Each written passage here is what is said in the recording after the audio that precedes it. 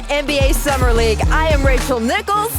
This is our NBA champ, Kendrick Perkins. And this is the one and only Monica McNutt, the Hoya Destroyer. And we are here, people. Summer League has started. The NBA calendar never stops. But we got to talk before we move on to what's behind us about a golden weekend for Team USA. Because, man, let's start with the men's teams. We're going to give both teams some love here. Kevin Durant, guys, 29 points to lead Team USA to that gold medal, defeating France 87-82. This was Durant's third gold, to go along with 2 NBA championships. He also signed a new $189 million contract with the Nets on Friday. Nice. So it's a good week to be Kevin Durant. I mean, when is it not? But still. Kendrick, we got to start with you. You were so impressed with Durant's performance in the Olympics that you tweeted on Sunday that KD is the greatest scorer ever. So the floor is yours, friend. Please make your case. Well, first of all, Rachel, look, I feel like Richard is somewhere in here, like I'm cursed yelling because, at you. because this is his seat, and I'm usually sitting right there, and I'm able to really hide everything that I gained when I stop playing. But now I'm front and center, so everything is sticking out. I'm looking like a pregnant woman, but it's all good though. But here it is. Kevin Durant is the greatest scorer to ever touch the basketball. When you look at a guy that's 7'1", 7 foot, he's not 6'11", he's 7 foot or 7'1", with his ability to get to his spots, his handle is so underrated. His three ball is so underrated. His turnarounds over both shoulders. Offensively, he has 0 flaws. And when you watch him in the Olympics, along with watching what he done throughout the postseason and what he did to the Bucks in the second round, look, you kept warning us. I'm not worried about the Olympic team. Why? Because they have Kevin Durant. This is what I said for, 3 weeks, a month? This is a guy every single season that is in the 40, 50, 90 club. I agree with you 100%, Perk. Oh. And I have, what you mean, you expect us to agree early? No, I didn't. I'm just used to RJ, and I forgot okay. Monica, and you actually have some sense. We have an upgrade here, Perk. Come on. We RJ, do. I have no parts in these shots that are inadvertently coming your way, my brother. That's not me. But I agree. And I actually think another underrated aspect of KD's game that, and I'll admit we don't see it consistently enough, he's a terrific defender when he wants to lock in. And I think we saw that in particular when this team needed to lock down France and make sure that there was no questions about which team was going to be dominant.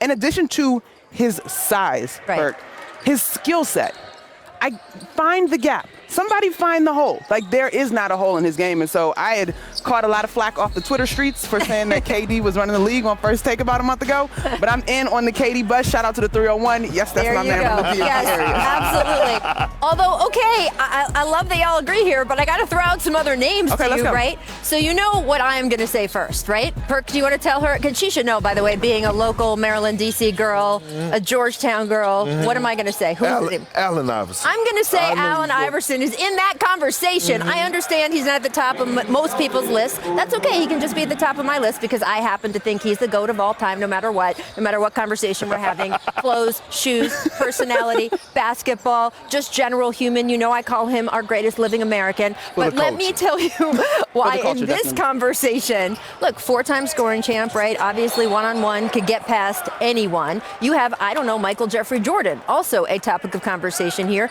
Kobe Bryant, somebody who a lot of people would say hit a contested shot better than anyone else. Michael Jordan pull-ups around the mid-range area, but KD, as far as his trade ball, Yeah, the 3 definitely stands out because even more recent for me, Rachel, I was like, all right, well, what about Bron? And he was already, earlier in his career, he was a better 3-point shooter than Bron was initially.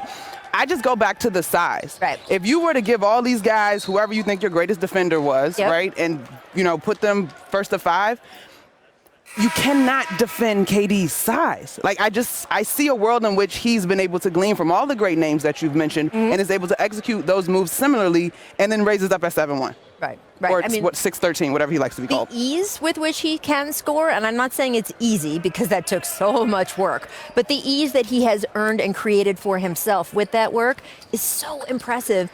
And then when you say there's no holes in KD's game, again, it's the work. And we see so many guys, it's appropriate we're having the discussion here at Summer League.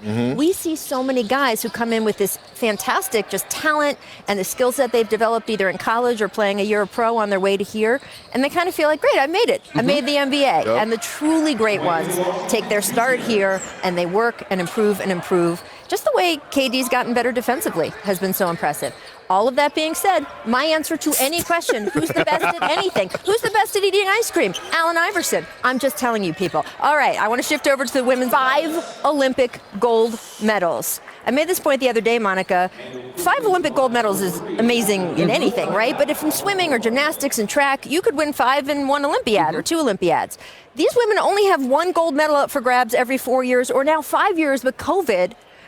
Is it time that they get more respect from people? Because the enormity of this accomplishment, it's crazy. Rachel, my watch is broken. It's been past time. Like, we are here. And I think a lot of what we're beginning to celebrate in terms of the women's national team in the WNBA. Right. As a little girl, did not miss a single WNBA game. But I'll be honest, I don't necessarily remember the 96 Olympic team. But when I think of where they intersected with pop culture, the first time to my knowledge was that episode of Martin when Dawn Staley is on that Rebecca Lobo, right? Like, and they beat Martin in his voice. And so part of the reason I think we're late to give this squad their flowers is there has not been an intersection in terms of celebrating women's sports for all that it is in pop culture. The way that we're seeing now, the way we see Asia turn up on her Instagram with the video of the rest of the team. Amazing. And it's amazing, right?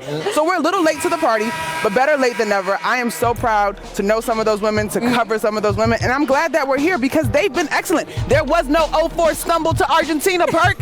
7 straight. Count them. Listen, one thing about it is that they watched the Team USA, they watched the men's win their goal, right?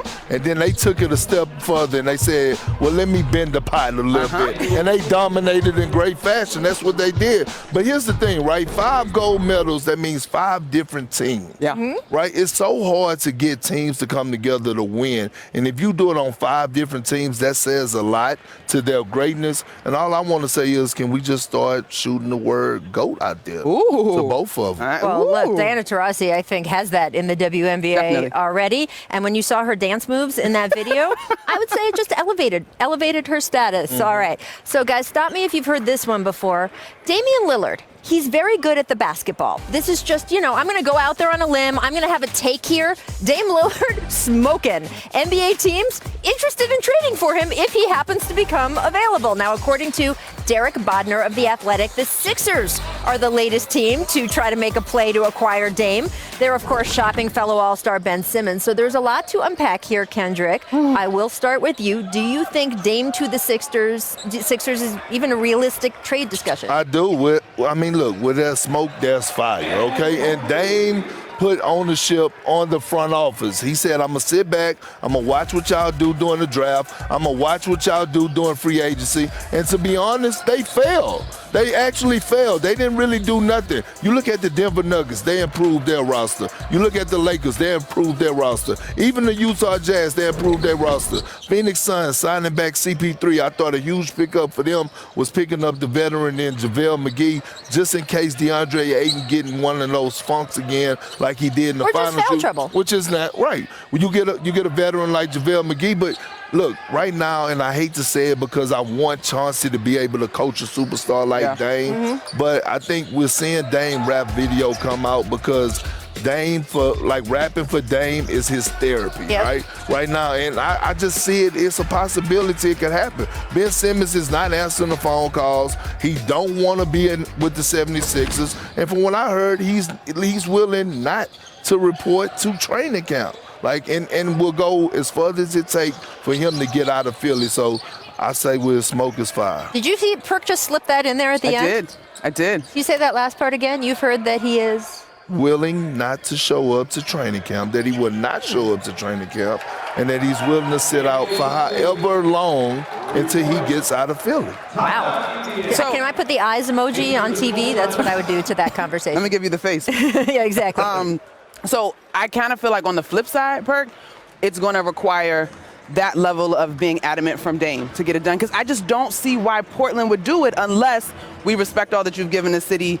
We know we ain't got it while you're still in your prime. And I don't know if Portland is ready to kick the can in that way. And is Dame dug in terms of this thing potentially being reminiscent to what we saw James Harden have to do?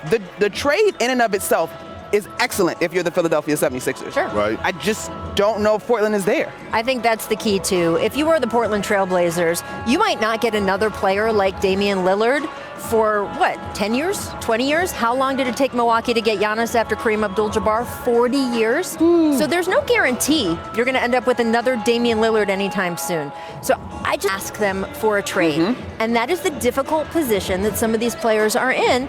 He's the one who signed that Supermax contract, so he is locked into that contract for another 4 years. And teams can trade you at any time, despite any contract that you sign. The players don't have that outlet, so they either can go and ask for a trade, but that puts the onus on them to feel like they're betraying their community and what's their loyalty, and there's all kinds of words that we fling around toward them. And then if they do what James did, then they're a malcontent. It's a difficult position for these guys to be in, and the teams don't have that side. Well, I mean, look, James is one example, but it's not what you do, it's how you do it. And I'm going to go back to the point of Kevin Garnett, right? Carried the Minnesota Timberwolves for however long, and he turned 31 years of age and said, you know what, this is not it for me. And he said it at his Hall of Fame speech. The only regret that I have is not asking for a trade or coming to Boston sooner to try to win championships. And Damian Lillard is 31. Like, he don't want to have those regrets if he's really adamant about winning a championship. Yep, it is going to be interesting. We will keep watching, and especially after Perk spiciness here, the Ben Simmons situation as well, because that deal may need to get done sooner rather than later. Coming up on